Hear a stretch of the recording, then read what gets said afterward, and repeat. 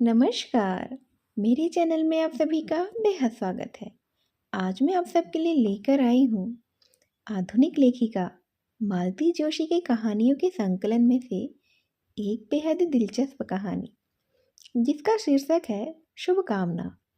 इसे सुनने से पहले आप मेरे चैनल को लाइक और सब्सक्राइब कर दीजिए। तो चलिए आइए शुरू करते हैं यह कहानी। शुभकामना। जिस समय आखिरी मेहमान विदा हुए, रात के 11 बज रहे थे। निमंत्रण पत्र में समय सीमा ना रखते हुए हमने सौजन्यवश लिख दिया था, आपके आगमन तक।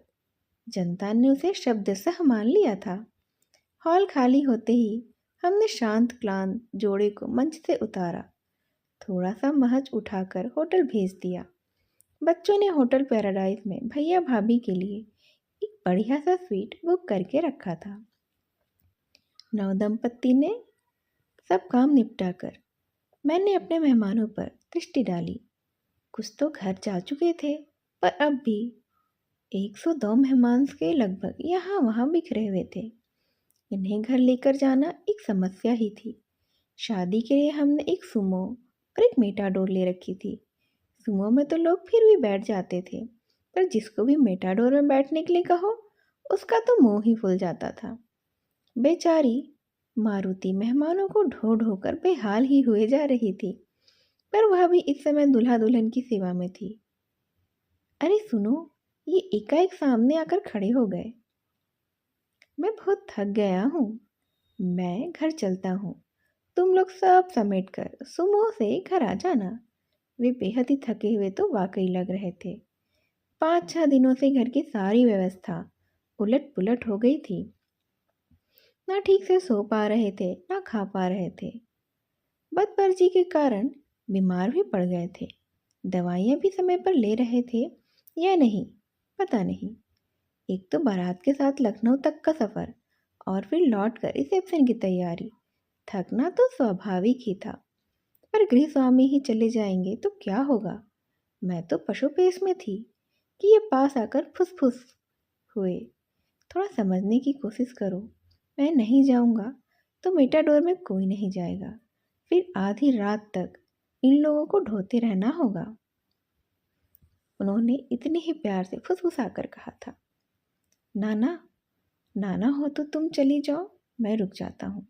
मेरा जाना तो किसी तरह संभव ही नहीं था। मैंने उन्हें अनुज्ञा दे दी, लेकिन फिर मान गई थी। और तय यह हुआ कि सोनल और राहुल मेरे साथ ही रहेंगे। फौरन उन्होंने चाची, ताई, बुआ, मौसी आदि को इकट्ठा किया और घर के लिए रवाना हो गए। मैंने राहत की सांस ली। मम्मा, मैं इतनी थक गई हूँ कि बस, सोनल ने कहा और स्टेज पर जाकर एक कुर्सी पर धम्म से बैठ गई। वाह, क्या आराम कुर्सी है मम्मा। इस लड़की की चालाकी देखी, राहुल ने कहा। किस खूबी से आपको अपने मन की बात बता रही है।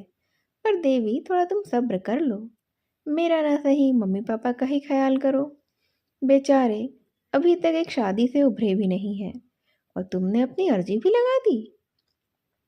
तुम बकवास मत करो, मैंने सिर्फ कुर्सी की बात की थी।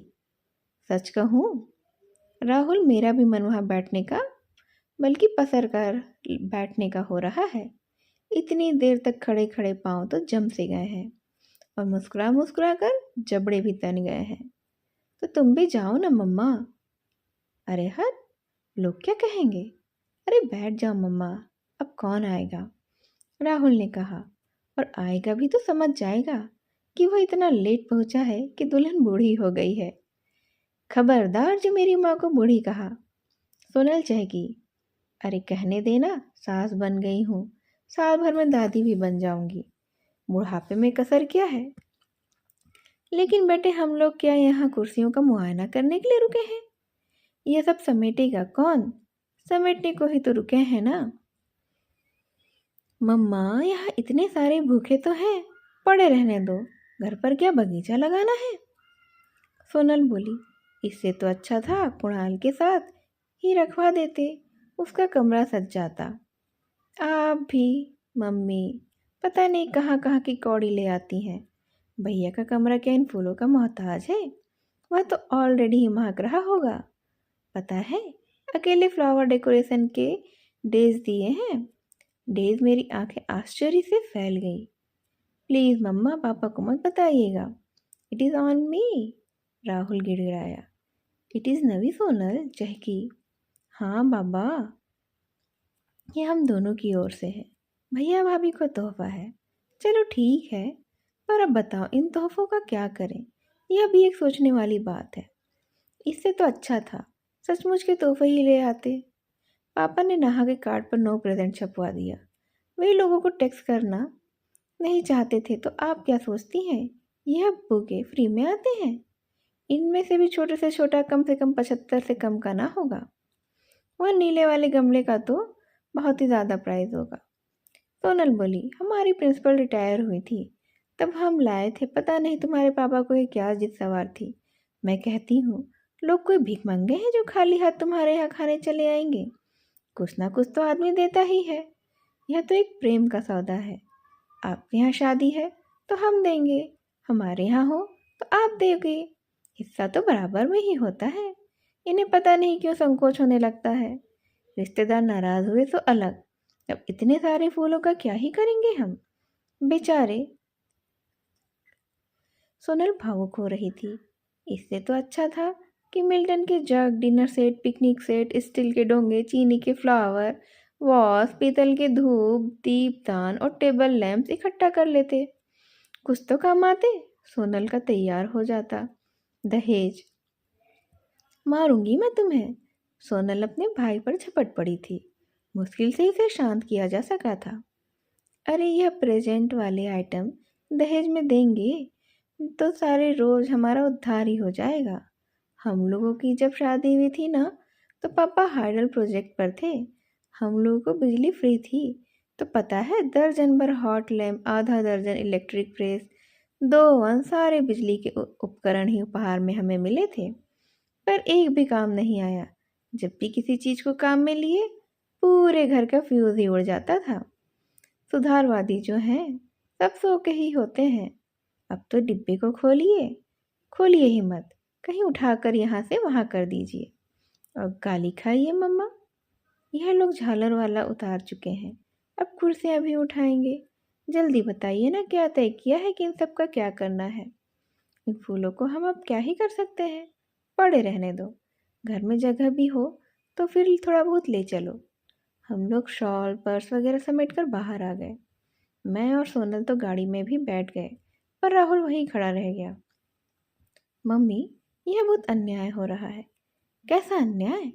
लोगों ने यह फूल कितने प्रेम से दिए थे, उनकी शुभकामनाओं के प्रतीक हैं। यह उनका इस तरह निरादर करना अच्छा नहीं लग रहा है मुझे। इन लोगों को तो कद्र नहीं है, उठाकर फेंक देंगे।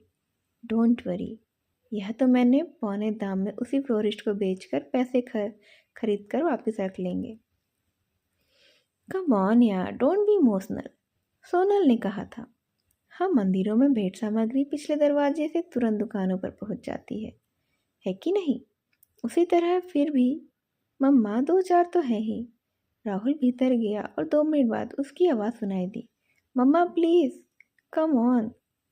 हम दोनों माँ बेटी और ड्राइवर आवाज़ की ओर चले गए, घबरा कर भागते हुए। राहुल उन असंख्य फूलों के बीच बैठा हुआ था। उत्तेजना से उसका चेहरा लाल हो रहा था। उसके हाथ में एक भोपाली कामदार बटुआ था जो उसने चुपचाप मुझे पकड़ा दिया। बटुआ मैं फौरन पहचान गई। दुल्हन की हर साड़ी के साथ मैंने मैचिंग पर्स या बटुआ रखा था। उन्हीं में से यह था। तो श्रेया का है ये? हाँ, श्रेया का है। खोलकर देखिए। खोलकर देखा तो आंखें पतरा गई, पाँव कांपने लगे। मैं धम से वहीं फर्श पर बैठ गई। बटुए में जड़ाऊ कंगन, झुमके और सतलड़ा हार था। कितने शौक से चीज़ें बनवाई थी उसके लिए। इनसे कितनी तकरार हुई थी, कितना डांटा उन्होंने। घर में एक लड़की बहाने को है और एक बहू आने वाली है। तुम तो जैसे एक पर ही सब कुछ लुटाना चाहती हो, वह कहते थे। उन्हें पता चलेगा तो पता नहीं क्या क्या सुनना पड़ेगा। दबे स्वर में बच्चों से कहा, देखो पापा से कुछ मत कहना। घर में इतने सारे के सारे मेहमान हैं। सबके सामने शुरू हो जाएंगे। नवेली बहू की किरकिरी हो जाएगी। और अभी कुणाल से भी कुछ मत कहना, वह भी बिल्कुल बाप पर ही गया है। बोलने पर आता है तो आगे पीछे कुछ नहीं सोचता है। और सच तो यह है कि अभी श्रेया से भी मत बोलना कुछ। सोनल, तुमसे खास तौर पर कह रही हूँ, जरा उसे भी अपनी गलती का एहसास होने दो। इतनी बड़ी लड़की और इतनी गैर जिम्मेदार। अरे कैसे पाइप पाइप जोड़कर मैंने एक एक चीज़ बनवाई है। कोई मुझसे पूछे, वह तो पराए घर से आई है, क्या दर्द होगा। पर अब चले, मैंने कहा और बटुआ छाती से लगा लिया और भारी भारी कदमों से मैं उठ खड़ी हुई। लग रहा था जैसे किसी ने मेरा सारा उत्साह, सारी शक्ति को निचोड़ लिया हो। हम लोग चलने को हुए तो देखा सोनल दूसरी ओर मुंह करके सुबक सी रही थी। अब तुम्हें क्या हुआ? मैंने चिढ़कर कहा। मुझे लग रहा था कि मेरी सहन शक्ति चूक गई। मम्मा प्लीज़ भाभी से कुछ मत कहिए, वह खुद जाते समय मुझे संभाल कर रखने को कह गई थी। खाते समय ही मैंने ही इसे फूलों में छिपा दिया था। सोचा था जाते समय उठा लूँगी और फिर मुझे याद ही नहीं रहा। बेवकूफ़, जानती है आज कितने की चपत पड़ने वाली थी। तुमने तो कह दिया याद नहीं रहा। प्लीज़ मम्मी, राहुल ने सचमुच हाथ जोड़ लिए। बहू के लिए तो तुम खून के घूंट पीकर रह गई थी, अब बेटी पर क्यों बरस रही हो? बस अब यह किस्सा खत्म करिए।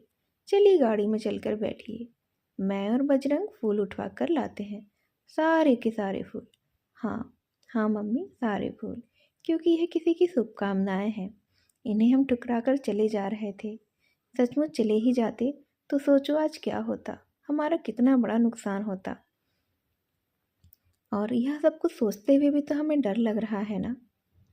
इसीलिए सारी शुभकामनाएं हमारे साथ चलेंगी। इसी कहानी के अंत के साथ मुझे भी विदा कीजिए। यह कहानी अब यहीं समाप्त होती है। इस कहानी को ध्यान से सुनने के लिए आप सभी का बेहद धन्यवाद।